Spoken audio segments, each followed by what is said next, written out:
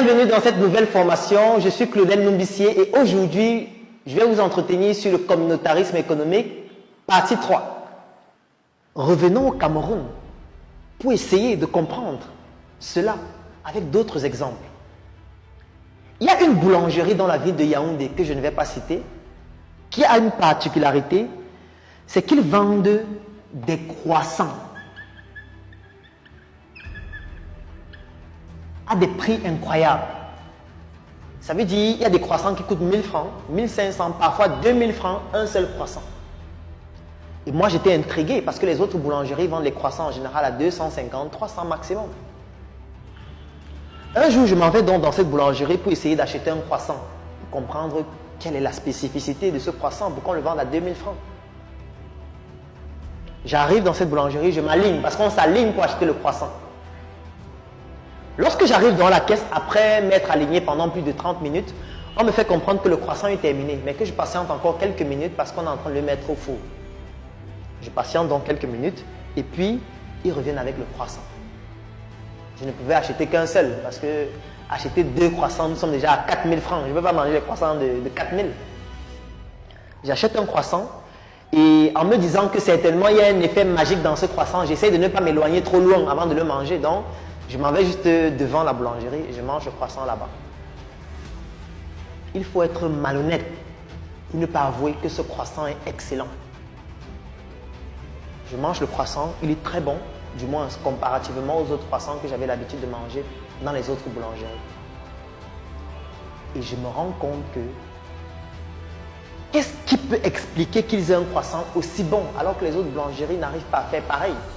Je commence donc à mener des enquêtes. Et quand je mène les enquêtes, je me rends compte que ce croissant n'est pas fabriqué au Cameroun. Quand je mène les investigations encore plus poussées, je me rends compte que ce croissant arrive au Cameroun déjà fabriqué par avion. Et tout ce qu'on fait à la boulangerie, c'est de prendre ce croissant déjà fabriqué à l'extérieur du Cameroun pour le mettre au four. Ce qui fait que même les chefs pâtissiers qui sont dans cette boulangerie ne savent pas fabriquer ce croissant. Il ne faut pas être un chercheur ou sorti de Harvard pour comprendre que c'est un mécanisme par lequel ils ne souhaitent pas partager la formule de ce croissant pour que les Camerounais puissent comprendre comment ça se fait et pouvoir le dupliquer. C'est une technique d'intelligence économique. C'est-à-dire qu'ils sont en train de nous cacher la formule du croissant afin que nous puissions toujours consommer leurs croissants qui viennent de leur pays avec leurs ingrédients et qu'ils puissent continuer de gagner de l'argent grâce au communautarisme économique à travers ce croissant. Intéressant comme technique. Mais je vais terminer cette formation en vous posant une question. Ils nous cachent la formule du croissant. Parce que là, nous sommes dans le croissant, nous ne sommes pas dans l'arme nucléaire. C'est-à-dire que là, c'est un croissant. C'est juste pour manger.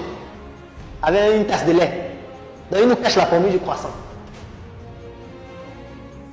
Mais pour qu'on aille au ciel, vivre avec Dieu pour la vie éternelle, qui est meilleure que la vie sur la terre, parce qu'il nous l'explique que c'est meilleur.